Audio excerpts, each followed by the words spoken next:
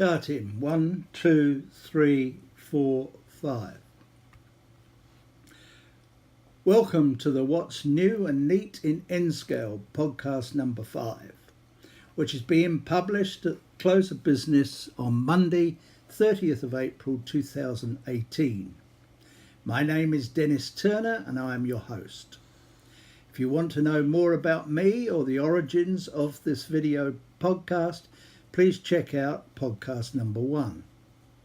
You should also consider looking at podcast 2, 3 and 4, as although some of the news will now be old news, much of the advanced product announcements are still current, and as there are so many N-scale manufacturers, it's not possible to visit them all in a 1-hour podcast. The scenes you are looking at right now are my photographs of Mike Danneman's superb Rio Grande Moffett Road layout, which I was privileged to visit in 2016. I'm sure you'll find them much more interesting than looking at my face. If you want to see more of Mike's layout, check out my website, denversrailroads.com, and click on this site, Photo Gallery 3.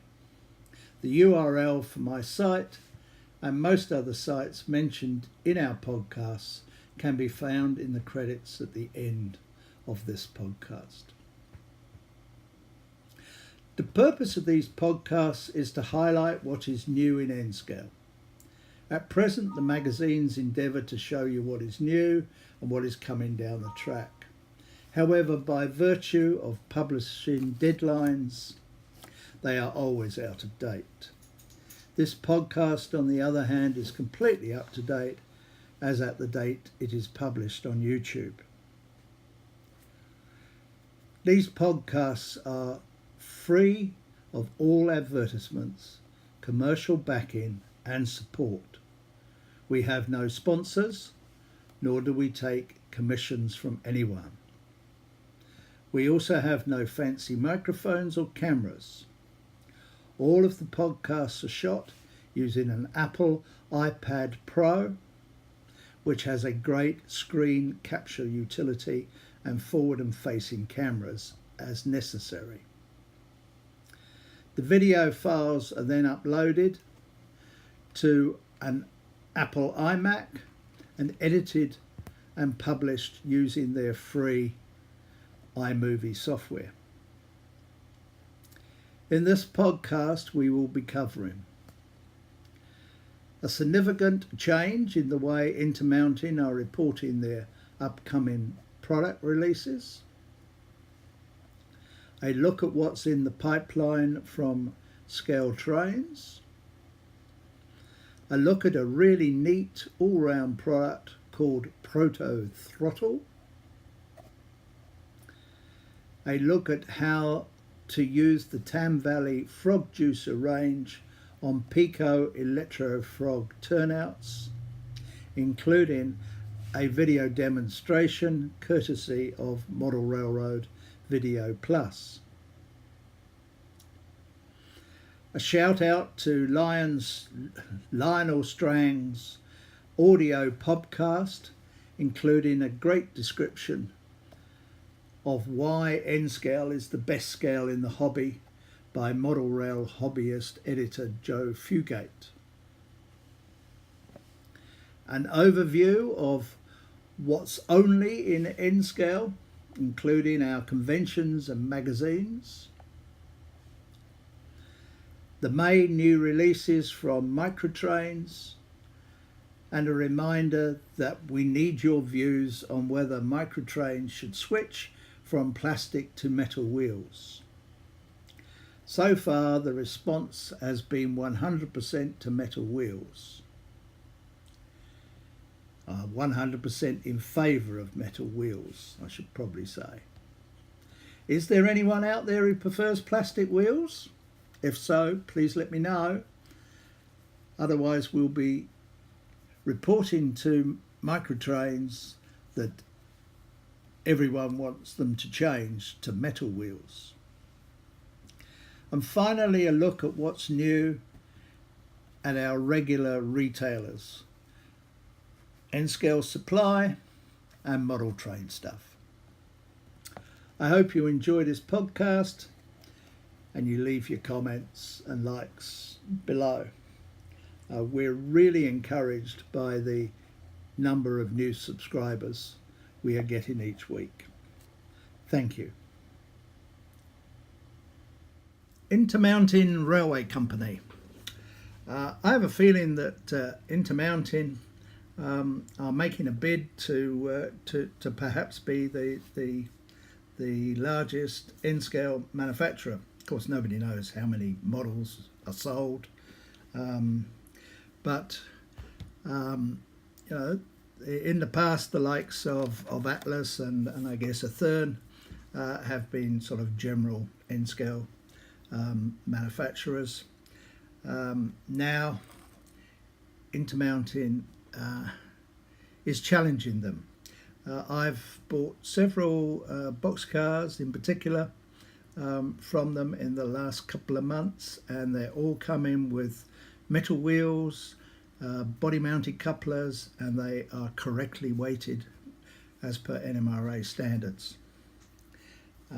That to me is significant. It wasn't very long ago when they were straightforward plastic wheels like most of the others, or most of the others were until recently.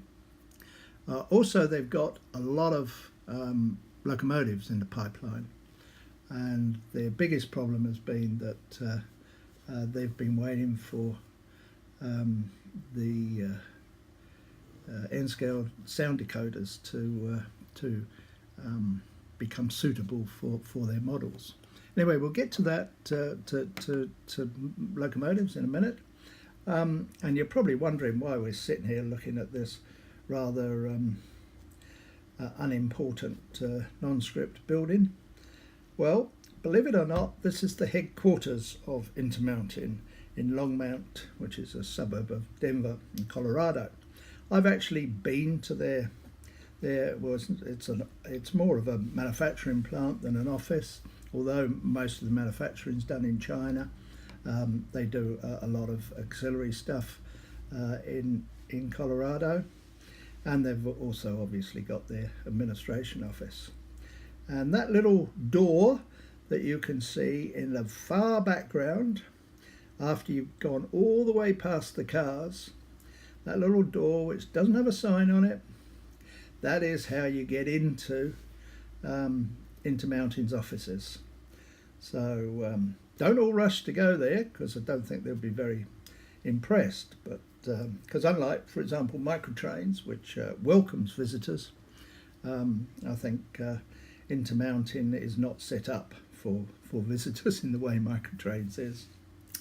But it just gives you an indication of how unassuming on the surface Intermountain are. They're sort of like a guerrilla company. Anyway, let's get on to what's in the pipeline and what they've got in store for us over there. There's another view of the Intermountain building from above. I couldn't get the street view with Google Maps on the iPad, so I had to do it a different way. Anyway, off to their website. There it is.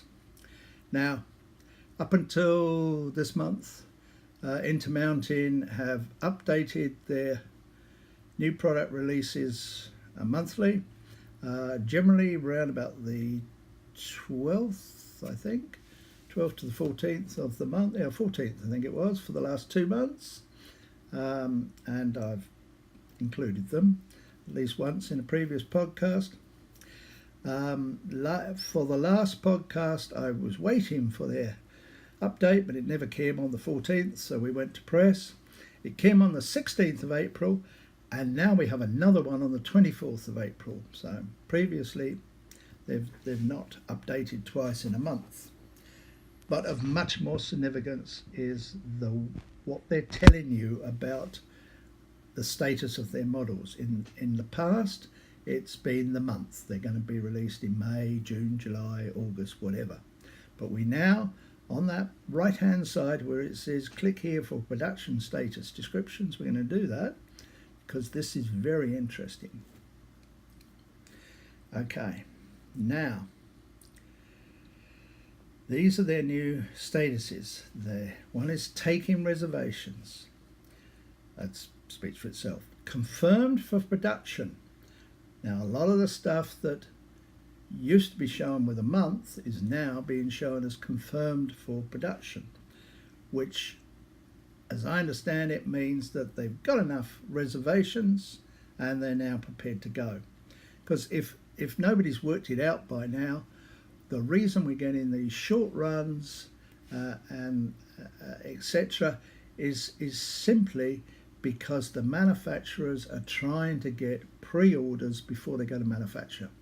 So the likes of N-Scale Supply, tell you that something's been announced. They ask for pre-orders, and they order on Intermountain, and Intermountain wait until they've got the right quantity, and once they've got enough quantity to justify the production run, they go and run. Now that's why we wait for months and months and years for some of these things to be produced, because they just don't have the advanced reservations. So if you want these products, you really ought to either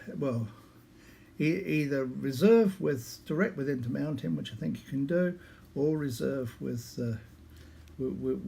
your favourite hobby shop. Anyway, moving on. Confirmed for production. Then you've got needs reservations. It means it hasn't got enough reservations to go into production and it wants more. Queued for production. Now, purchase orders have been placed with the supplier. Advanced reservations will still be accepted.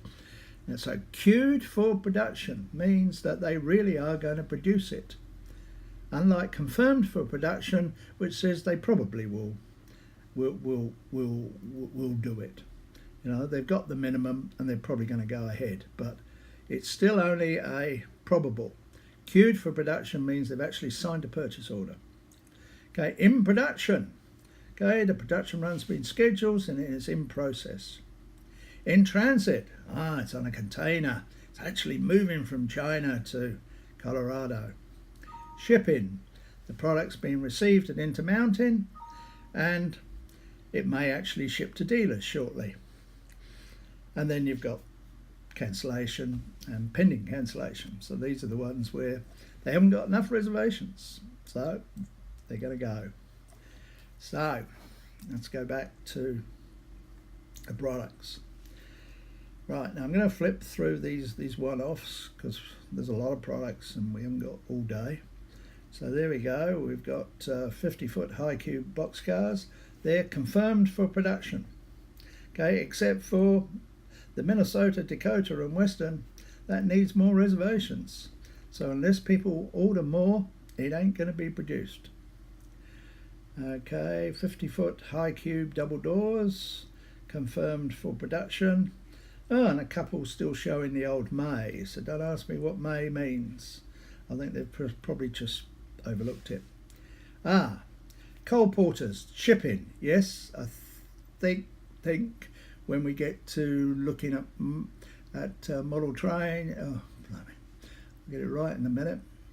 Model train stuff, you'll find that the coal porters have actually shipped, which is great. Now they've cancelled one, which obviously they didn't have enough orders for. No, in fact they've cancelled a few. So you need to check your favourite road name to see if it's there. Okay, then we've got this value line gondolas. They're confirmed for production.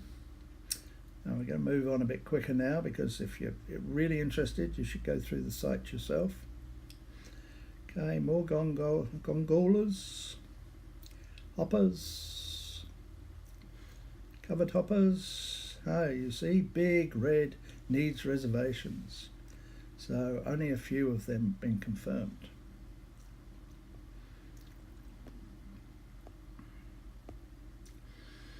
Okay, now 50-foot. This is the one I'm looking for, maybe not. Okay, so 50-foot standard double door boxcars, they're still taking reservations. So if you want some, you better order some. Now notice they're running six road names of each one, so that's more than most companies do. I might might go and have a look at those Rock Island ones, because I can never get enough Rock Island stuff. Right, now 1937 40-foot boxcars, they've been cancelled. That's a bit of a surprise. They normally sell quite well, those things. Maybe they've been replaced, I'm not sure. Because we've got some needs reservations. More 50-foot boxcars, we're taking reservations. Santa Fe, some tank cars, oh, they're still in reservation mode. So as you can see, it's much more informative. They're not trying to BS you anymore. If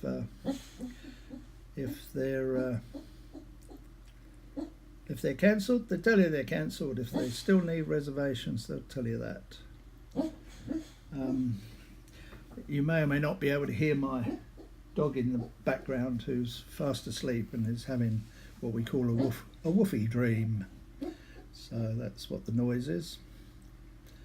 So she's just had a large piece of cancer removed from her leg, so she's not all that happy. But it's life. So, gondolas. Right, I'm going to go a bit faster because I want to get to the locomotives. There's here we go. Right, FT locomotives. So, now previously, I think the FT locomotive might have been June, I think, that they were scheduled for. Now they're confirmed for production. So they really are going to produce them. When is another matter, but they really are going to produce them. And there's lots of road names. Now the F3s are queued for production.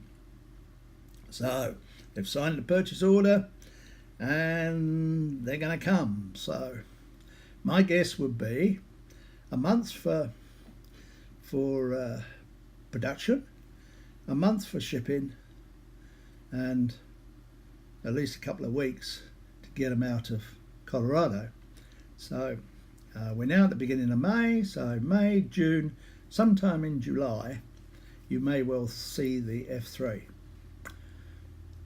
Be interested to see if my prediction is correct, but we'll have to wait.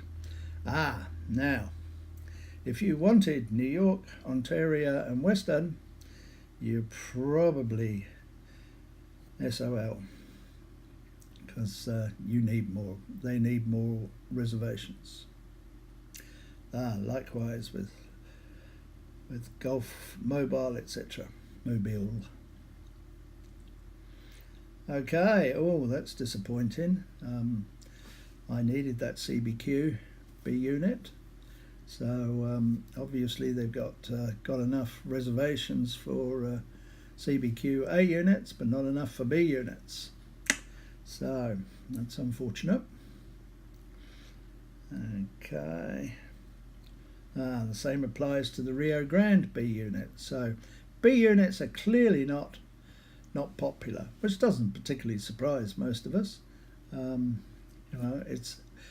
It's a lot of money, particularly if you wanted sound, to spend $229 on a B unit, which has got to have an A unit with them. I personally prefer the dummy B units that Broadway produce. I can't see any point having a motor in a B unit, except that obviously it makes the two units more powerful and can pull more, but I have difficulty spending the same amount of money on a B unit as I would on a unit. Oh, it's $10 cheaper. But anyway, so whether we see the B units is still a big question mark, and there's a few A units that they haven't got enough orders for. So F7's queued for production. That's great. Almost all of them look like they're queued for production, and there's some straightforward cancelled. So Reading is cancelled, so they obviously never expect to get enough. Ohio Central is cancelled, and the EMD demonstrator. Not surprised at that. Okay, so SD38-2 is confirmed. SD40-2 is confirmed. The 40T2 is confirmed. Most of them, not all. The 45-2 is confirmed. Okay, the GP10 needs more reservations. The FP7s cancelled, queued. So most of them are queued. So, in summary, I have a feeling that sometime around about July we're gonna see so many Intermountain locomotives that in my case I'm going to have to rob a bank to buy the models that I need for my layout. I was hoping that they would drip feed them and they come a little more slower than all in one hit. And if you're into Southern Pacific cab forwards, well, they're coming pretty soon too, because they're queued for production. Okay, they've cancelled some cabooses, and these new sleeper cars have been confirmed for production, and the coaches. So you know they're on my theory of 2.5 months or 3 months maybe. They're all coming. So yeah, it's gonna be hectic if it happens that way. But maybe I find it hard to believe that the factory in China is gonna have enough capacity to do all these at the same time. So I think it will be more staggered than it looks. Because there we go, all of these passenger cars are queued for production. Except for the baggage cars, which need more reservations. And then, okay, we've got some Fox Valley stuff, which we're back to the old May, November stuff. Anyway, I'm going to stop there because because Fox Valley is another matter, and if you want to look at Fox Valley and the other products further down, well, you need to go to intermountain-railway.com. So that's the right. We're looking at scaletrains.com. Scale Trains is, I think, the most recent locomotive manufacturer and rolling stock manufacturer to arrive in N-scale. It's run by 4 guys. One of them, CEO, is called Shane. I don't know his surname. They emerged out of a Thurn. Shane, I think, was a senior executive with Horizon, who purchased a Thurn, and Shane was involved in that purchase. I think somewhere along the line he came to the conclusion that he could do a better job than a Thurn, and set up Scale Trains to achieve just that. There's something about the company that just makes them a tier above their competitors, and whilst at the moment they're still in the specialty category, I'd watch this space. Anyway, some of you may have heard of Scale Trains. If you haven't, you might have might recall that a few months or a year or so ago, a manufacturer came out with the an N scale, but an HO version of the Big Blow turbine, which was a Union Pacific GTEL 8,500 horsepower locomotive, which had an A and a B unit and an oil tender, and was really something quite unique in the model railway business. Anyway, we're going to have a look at their delivery schedule, and because they're new, I think that you'll find their offerings will just get bigger and bigger as time goes along. So this is their delivery schedule page. First of all, HO, of course. Then we get N scale, and at the top, these they have rivet counter, and then operator. Now, operator, I think, is a lower level than rivet counter, and I think there's a museum quality at the level, but I'm not sure about that. And there's none in N scale anyway. Operator is, as I say, down at the lowest level. They've released some containers, and they're already in the shops. Then they've got some hoppers come in. They're mainly not hoppers coming. Hoppers are actually here, and are at model train stuff, as is the G tier, the 4 Gevo, I think it is. The G tier 4 Gevo locomotive. That's already at model train stuff. I haven't seen the water tender set yet, but I wouldn't be surprised if it's on its way. There's a couple more water tenders, and then down the bottom you see, first at the very bottom, there's another covered hopper coming, and then above that we have 1, 2, 3, 4, 5, 6 road numbers for the Big Blow turbine. So this is the second run.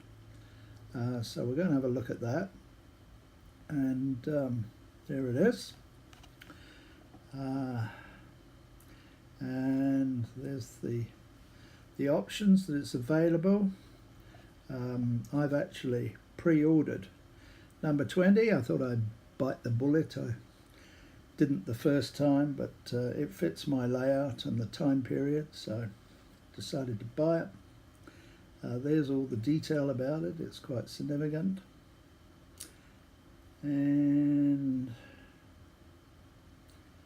the pre-order price for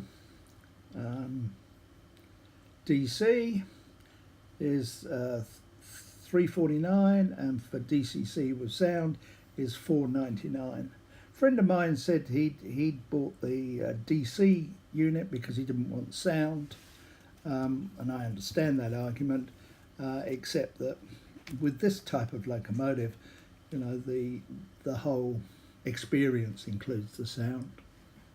Now you see that DCC and sound equipped, retail $624, pre-order price $499. That's a 20% discount, which I think is pretty reasonable.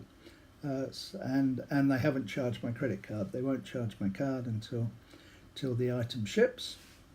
So I was quite happy to order from them. I suspect model train stuff's price won't be much different than the $499. It's interesting. Later on in this podcast, I talk about an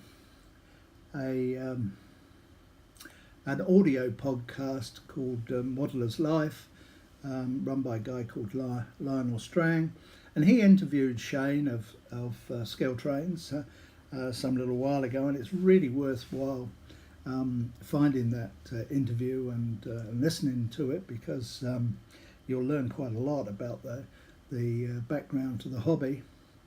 and I was quite surprised to hear him say that his budget was for 60% of his sales to be direct from his website to customers, to the end users.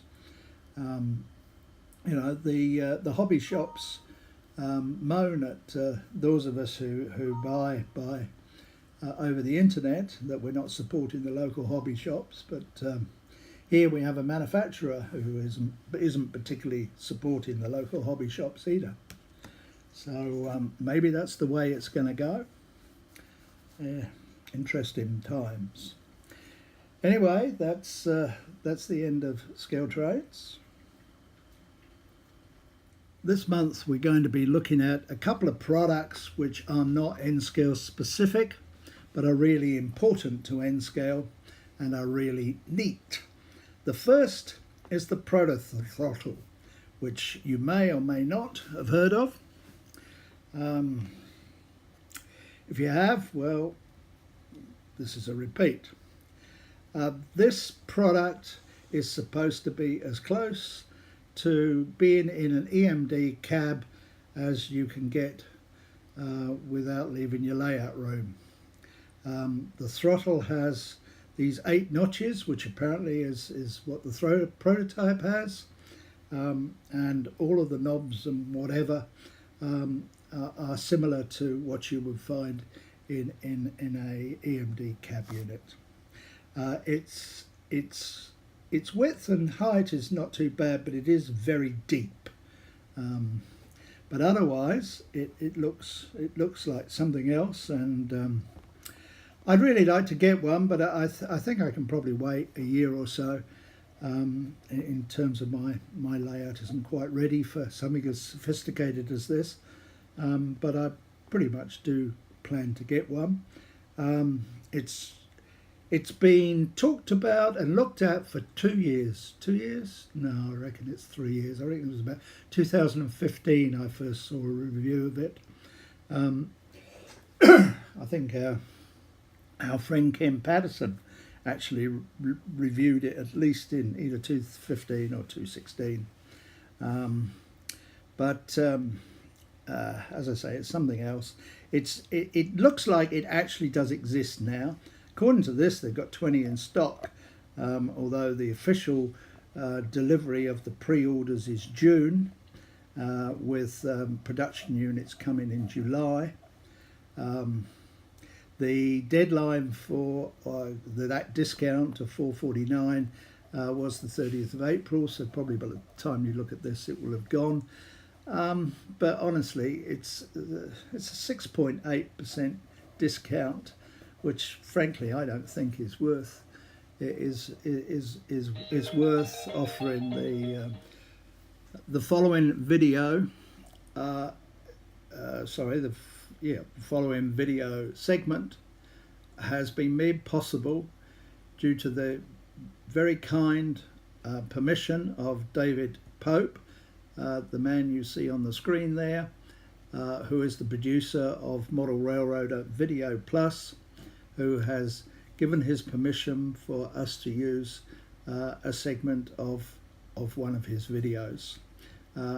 It's well worth watching by all N-scalers because it explains very clearly the difference between an Electrofrog and a Interfrog turnout and how best to wire Electrofrogs. In the body of the video, I think I make the comment that if you're only running Interfrogs, then there's no need to watch the video.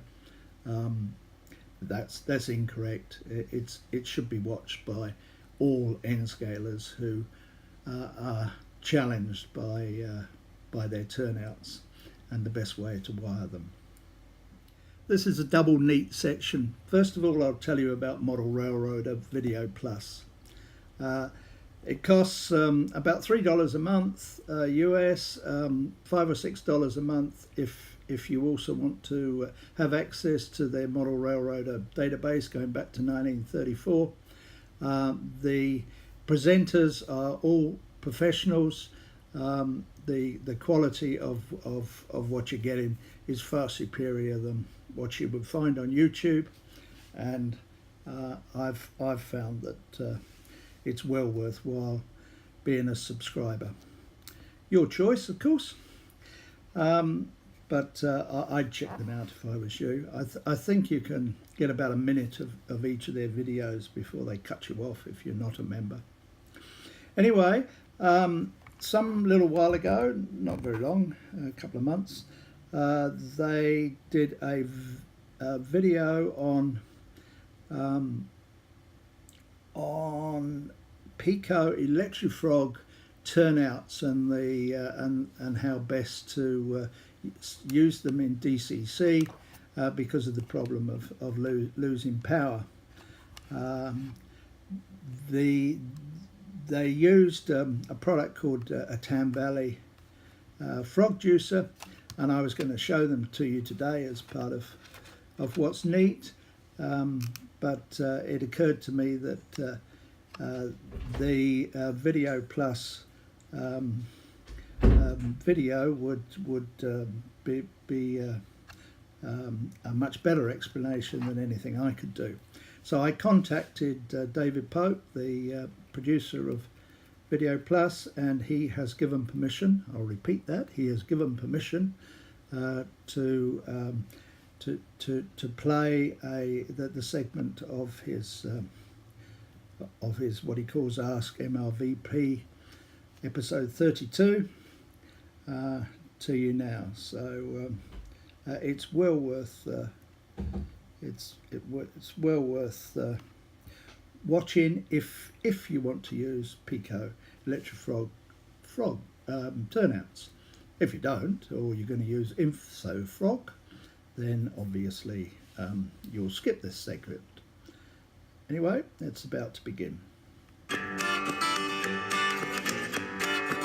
It's a new year, and it's time for a new installment of Ask MRVP.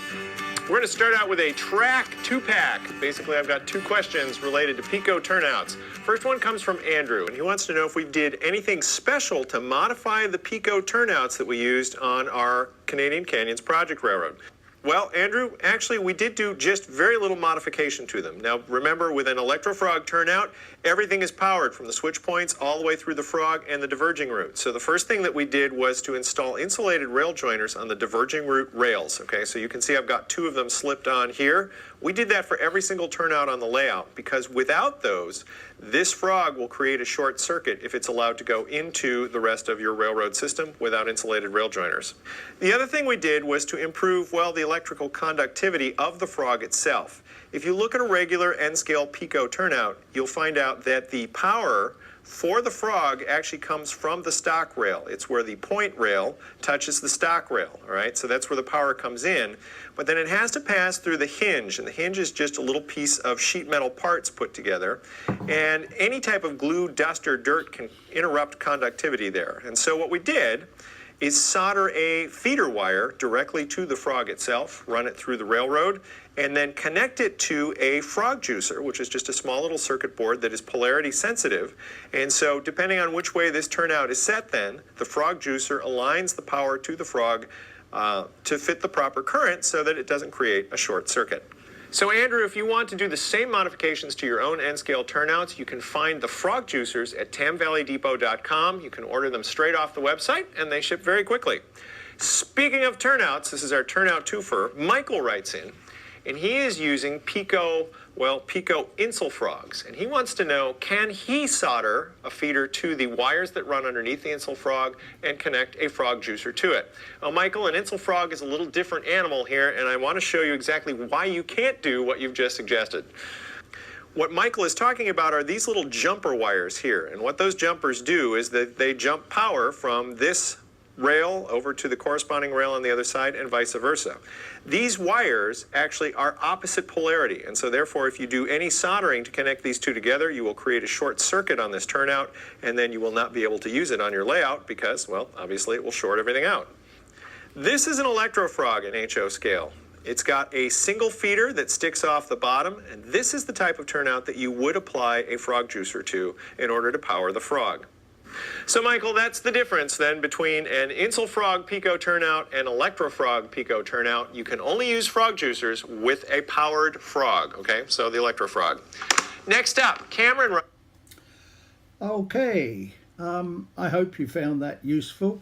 When I first started in DCC, I got really confused because people were telling me that you had to turn the turnout upside down and cut it here and do a bit there and a bit there, and that all turns out to be things that HO people do.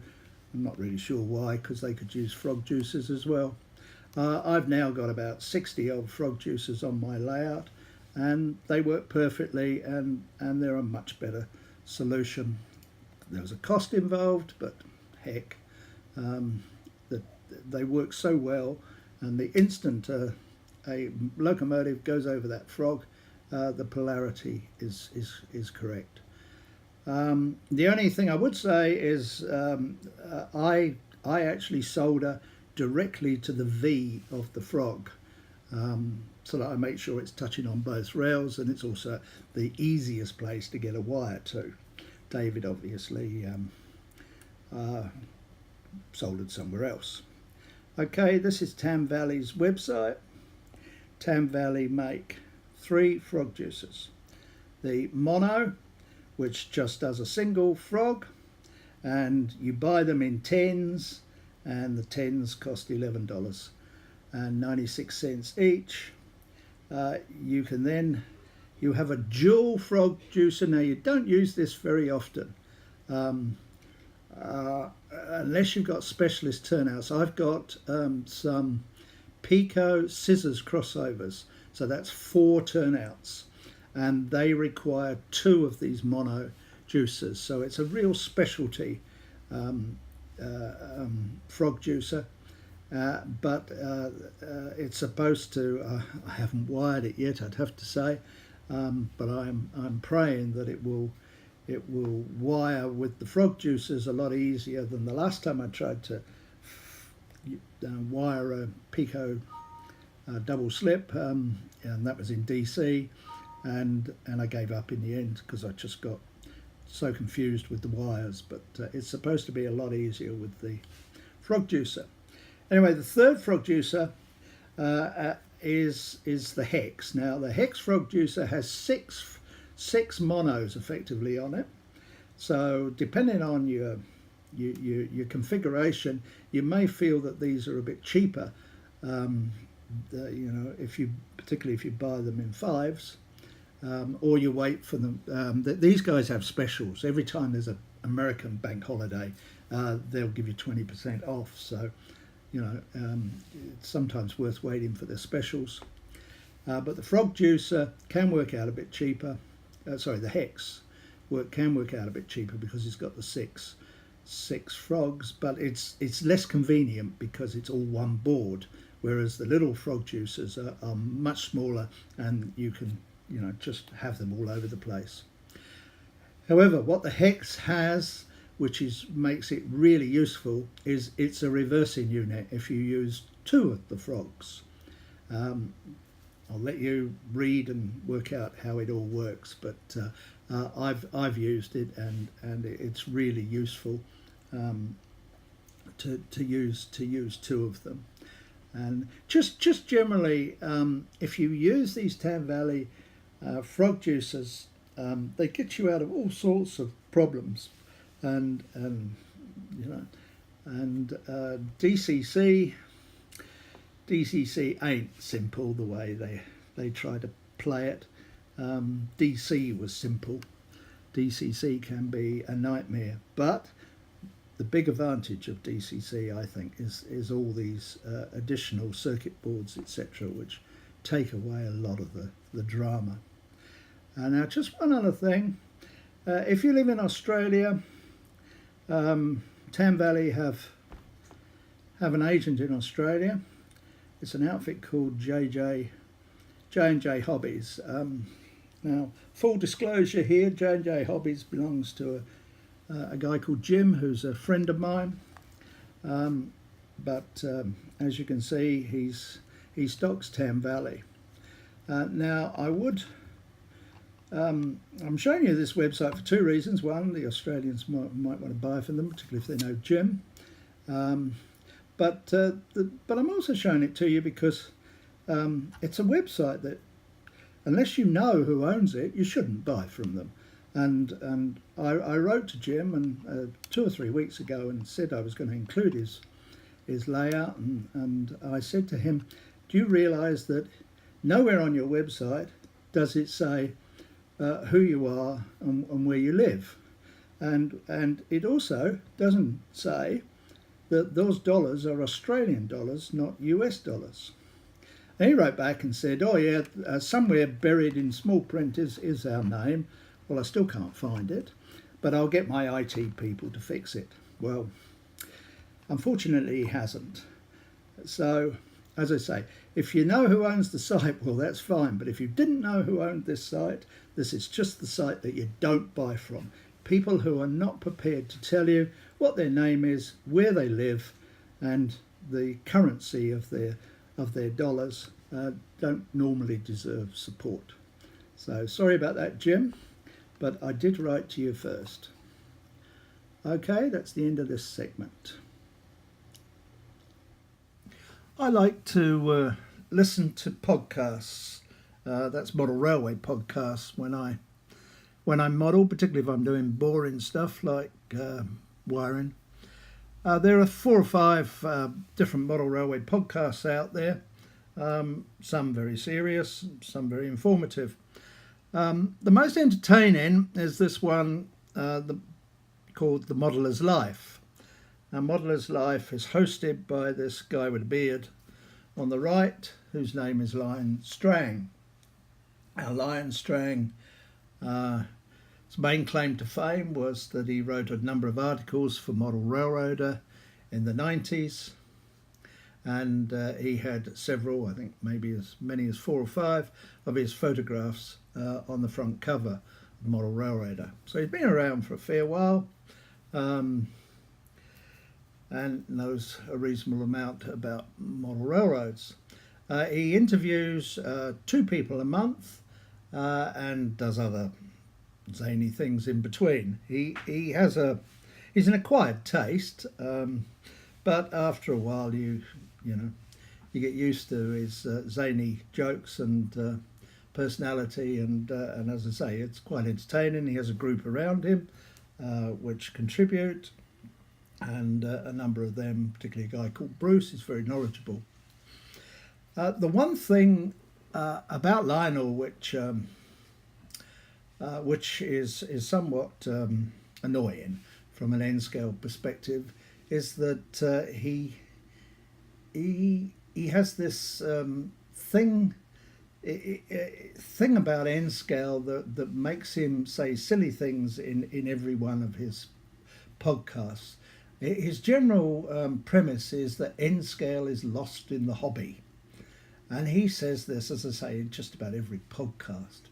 But he goes on worse than that at times. On the 12th of March this year, he said, I joke about N-scale. It's not so much dead, it's lost in the hobby. What that means, nobody seems to know. 12th of June last year, he said, have you hugged an N-scaler today? It's important to remember that N-scalers are people too. Ha ha ha. I don't know. Or another time he said, have you hugged an N-scaler today? There are only 7 left. Anyway, he got his comeuppance back in, when was it? 2nd of January 2017. He interviewed a guy called Joe Fugate. Now, Joe Fugate is a very respected model railroader with a large, well-known layout. HO, of course, but well-known and respected.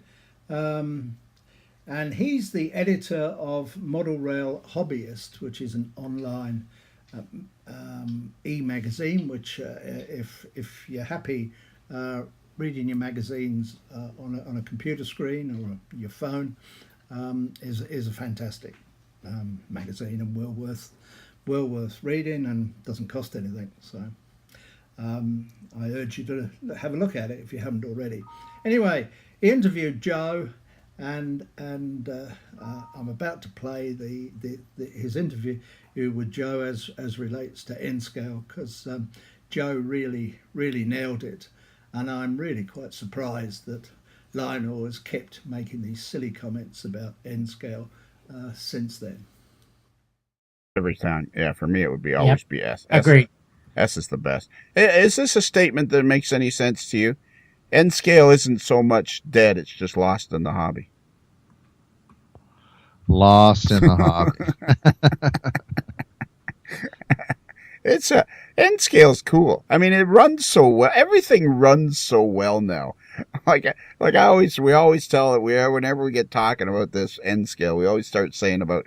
I can't believe it survived. It ran so crappy in the 70s, and now it runs so well. It's like I understand why people use it because it runs so well. It's teeny tiny. It's very cute. Okay, so I think we've covered everything about. Okay, hold it. I want to make have a comment about N. Okay. N scale. Okay, we have a commentary in the back of our magazine each issue called Reverse Running, and the idea is it's supposed to be, we call it a contrary view. Okay. And this particular issue, one of our copy editors went to a train, one of these op meets. Yeah. And ran on a bunch of different layouts. And he comments in there that the first layout he ran on was an N-scale layout. And he was like, I don't know how well this is going to be. Operations on proto operations on an N-scale layout. And he said the op session was a total blast. Everything ran great. And he said it was very interesting to be running 30 and 40 car trains and having to switch that much stuff. Yeah. On a train that big. And then the next day was an HO layout. And he said the contrast, he said he was in shock. He said everything was massive. And he said the trains were short and the trees were stubby and everything was just it didn't feel like a real railroad anymore. It just felt undersized in terms of the train length and the trees and the mountains. Everything just was way compressed compared. The ratio feeling. He was shocked at the difference between an N-scale layout where everything, trees were huge and the trains were long and the scenery was, almost overwhelmed the trains. All of this sort of stuff. And then to go to an HL layout and how it actually was more disappointing to run on the HO layout. Yeah, I can see that. I was going to say something.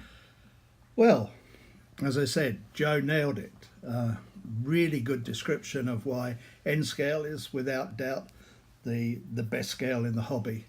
If there is a scale that's lost in the hobby, it has to be HO, sandwiched between O scale, which most people would really love to model in if they had a football stadium to set up their layout, an N scale which allows you to have large layouts, in particular without double decking them.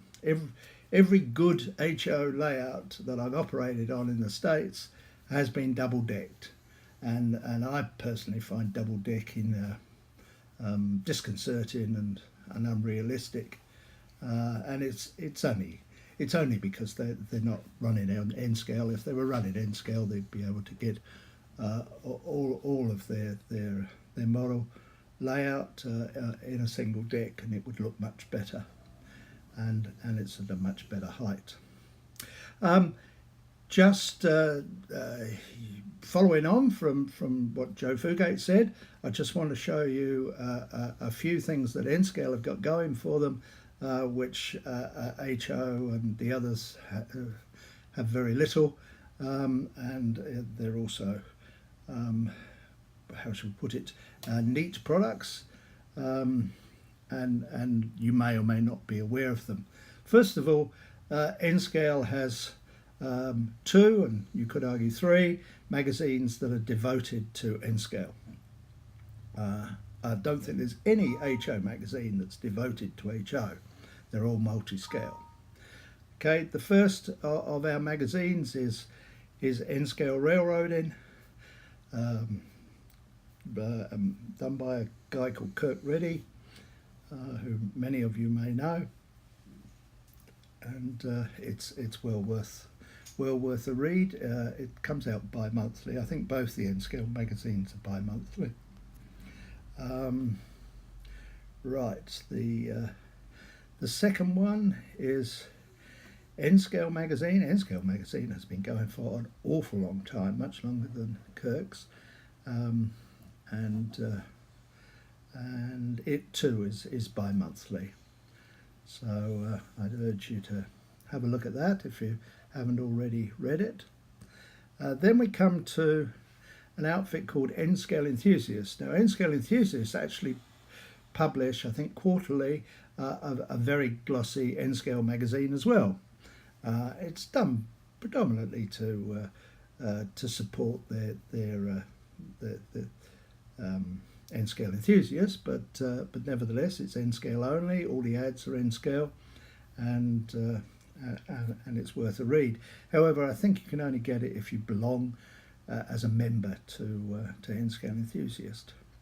N-Scale Enthusiast's main claim to fame is all these specials that they produce frequently, which some of them defy the imagination or make you wonder about the imagination that thought of them, that they have, and some of them are a bit fanciful, but some are very serious. I've got these really nice Kansas City Southern Pig Palace. I got one of them. I got awarded it for something or other, and it's really a very nice model. I have no idea whether Kansas City Southern ever had cars like that, but there's no reason why it shouldn't run on the layout because it fits.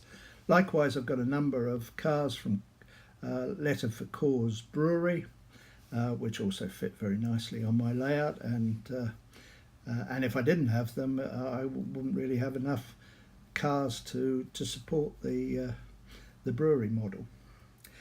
Now, N-Scale Enthusiast, as well as having these special runs and having a magazine, run a convention. Now, conventions are another thing that N-Scale has that HO doesn't. It has N-Scale only conventions. There's no HO only conventions. As far as I know, there may be an HO collectors convention, but I don't know.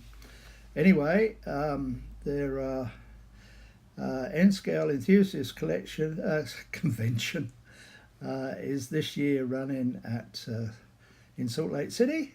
Whoops, I didn't mean to do that. And it's June. It's the last week of June. Obviously, the hotel is already beginning to be pretty booked out.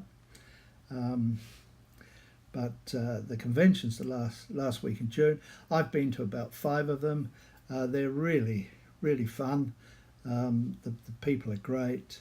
They always follow the same format, but obviously there are variations with each city that they go to.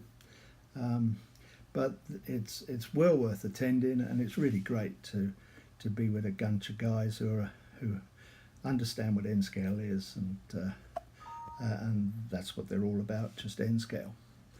Now, in addition to the American N-Scale convention, we also have an Australian N-Scale only convention, which has been going for a heap of years. Here we go. The very first convention was in 1974, and it's still going today. They operate every 2 years. The next one is in Canberra, which is the capital of Australia, and that will be held in 2019. So far we've got 3 magazines, 2 conventions, and N-Scale Enthusiast, and last but by no means least is N-Scale Modelers Australia. Okay, now N-Scale Modelers Australia is completely free. It produces an e-magazine. The guy who runs it puts an awful lot of effort into it, and has been running it for many years. If I just go out, we can, here we go. Okay, now this is the magazine that comes out, N-Scale Modeler. I think I'm not sure it's bi-monthly or quarterly. I'm reading too quickly to find it. It's available as a download, so you can print it as a PDF, I think, or you can read it on your screen. And it's absolutely free, and they've been produced for a long time. Here we go, Graham Cox. He's responsible for it all, and the Australian N-Scale hobby is very grateful to Graham and his efforts. Okay, that finishes this segment. That's just a summary of what's neat in N scale and not neat in the other scales. So, onwards. Metal wheels or plastic wheels. Currently, all micro trains, freight cars, are shipped with plastic wheels. And if you want metal wheels, you've got to buy them separately and replace them. An expensive solution. Many of us believe that it's time that micro trains started shipping with metal wheels and not plastic wheels, just like their competitors are doing.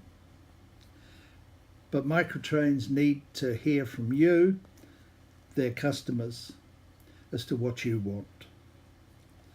Please leave a comment at the end of our web podcast, or send me an email indicating your preference, and I will pass that information back to Microtrains. If you want to stay with plastic, say that, or if you want to change to metal. My guess is that it's going to change to metal at some stage in the future, but how quickly it changes could well depend on how much pressure Microtrains feels from its customers.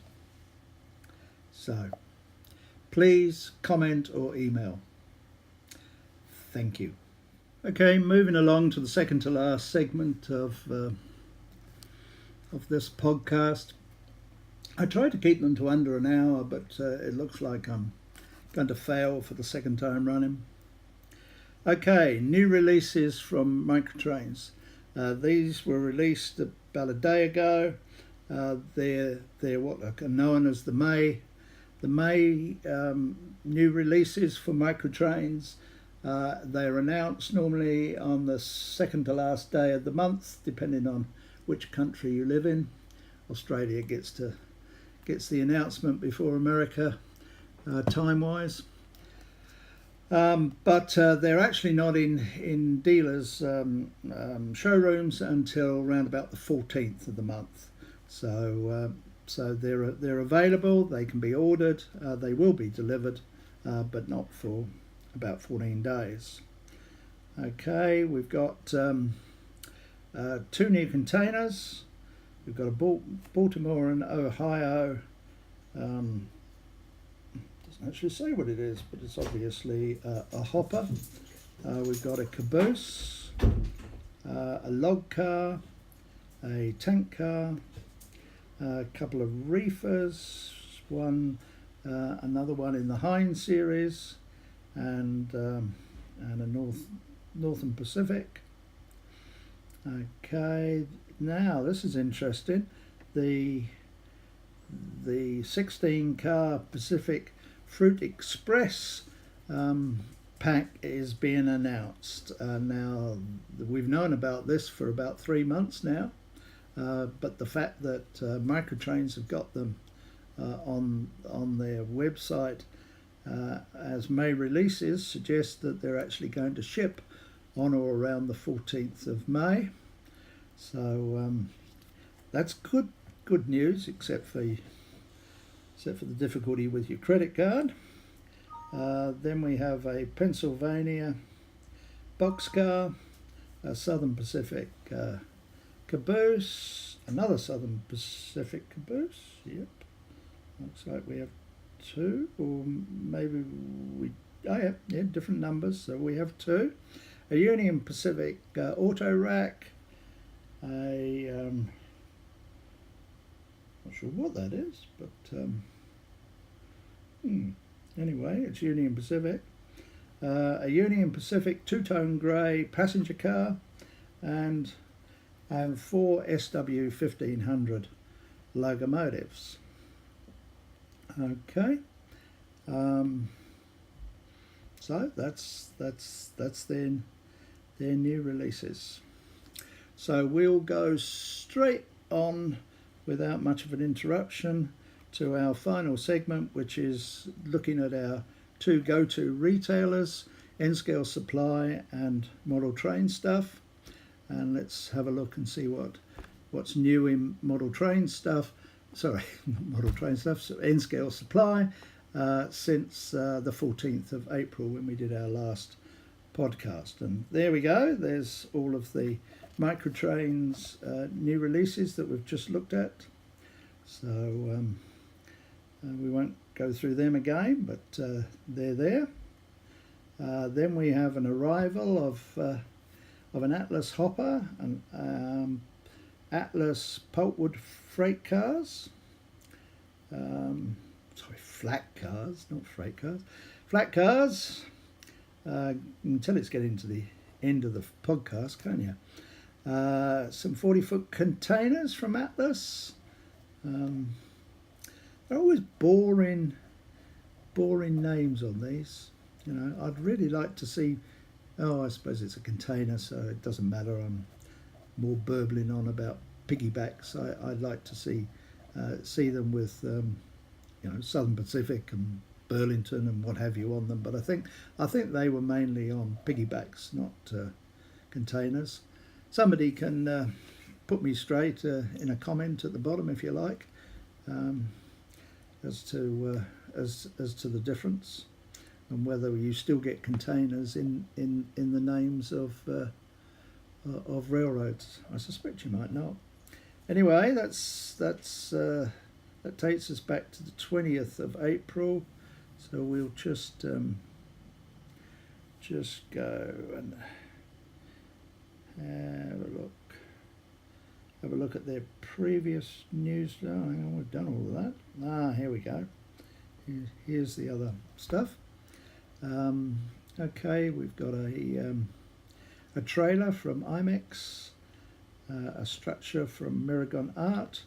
Here's the 50-foot AAR boxcars from Intermountain that's been announced, but we now know that that's all it is, an announcement. Unless you get your orders in, they may never ship. We've got an arrival of some more 60-foot passenger cars from Atlas. An arrival of some weathered Microtrains cars. There's that N-Scale Railroading magazine that we were looking at earlier. You can purchase that from N-Scale Supply if you wish, rather than getting a subscription. We've got some Atlas F100s trucks, and we're now back to the 9th of April, so that's back past where we were with the last podcast. So now we will flip over to Model Train Stuff. Now every podcast, Model Train Stuff's website changes because it's a new website and it's been under development. I think they're finally there. Up until now, all we've been seeing is the new items in what they call the train section, whereas now we're showing we can see all the new items of any N scale. So it doesn't matter which category it falls in. So we begin with a number of microscale decals. A couple of these are reruns because I think they're years old. Some of these numbers stuff. Also, there were more microscale decals 2 or 3 days ago. They've obviously sold out because, as you can see, there's not many there. His stock is 1s and 2s, and they'll drop off model trains, new stuff once they run out of stock. So we're not looking at out of stock items, but we are looking at stuff that's very low stocked. So, okay, we've got some aeroplanes, should you be inclined. Then we've got some Intermountain coal porters. Now, we looked at them earlier on the Intermountain site, and they said they were shipping, and sure enough, they've shipped. Now, I'm going to go fairly fast through these because there are lots of them, and if you're keen, then you can go and have a look at Model Train Stuff's website. Okay, then this is these are some microtrain stuff that came in late in the month. It's interesting to see the numbers. He's got 46 packs of these Santa Fe double door standard boxcars. So there's a fair number there. So they won't run out in any time soon. And we've got 51 of the covered hoppers, but we're down to 10 of the wood chip extensions. So it looks like they're the most popular of the three. There's another microtrains car. Now we go on to scale trains. Now these are all the GEVOs, and there are lots and lots of GEVOs. So once again, I'll leave you to go and look through all your GEVOs, and even more. Oh no, more GEVOs, more GEVOs. Yeah, I thought there was more. So lots and lots and lots of GEVOs in lots of different road names. They're expected to be really popular with the modern modeler, and as you can see, you've got quite a few with 24, between sort of 15 and 25 in stock. So they've got reasonable stocks at the moment, but the mere fact that Model Train Stuff have ordered so many tells you that they expect to sell heaps. So don't hang around. If you want them and you're into modern, go for them. N-Scale Architect, new building, couple of buildings. Now we have what's left of the Intermountain SD40-2s. There were quite a few more of these, but as you can see, we're down to ones of some road numbers. So they're going through. There's the Cato Unitrack Crossing, which is not new. It's a rerun, and I saw an item on YouTube where Cato were publicising their new items for April, and that's the only one. So, but we've got another rerun of an Amtrak Genesis as well. So I think Cato are generally into reruns at the moment. I haven't seen any genuine new stuff for a while. We'll have a little bit of a look at Cato and what they're announcing in the next podcast. Okay, we've got Buns on Wheels, a Russian submarine. Yes, well, yes. I shall refrain from commenting on Russian submarines. A trumpeter, Fox Valley, ES44AC, only one left, some Tichy Group stuff, and more Intermountain SD40-2s, some SW1500s from Microtrains. These are leftover stock. They're not new at all. And now we're down to the Microtrains April releases, which were delivered on or around the 14th of April. So at this point, you can say that we're back to the last podcast, and I wish you good day. That is the end of the podcast for the 30th of April. I really appreciate anybody who's listened to the whole hour, or anybody who's still listening for whatever reason.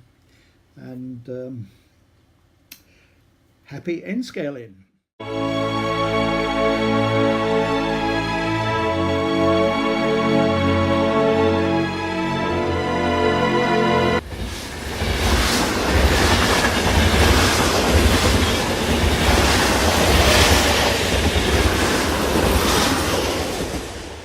In 1842 I left the old world for the new, bad cess to the luck that brought me through to work upon the railroad. To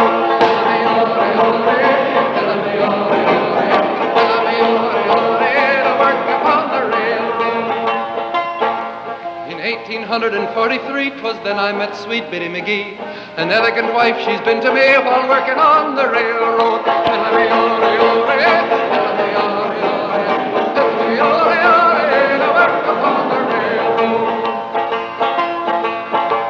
In 1845 I thought myself more dead than alive. I thought myself more dead than alive while working on the railroad.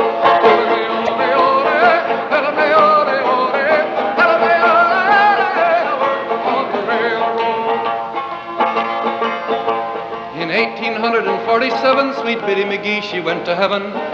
If she left one kid she left 11 to work upon the railroad.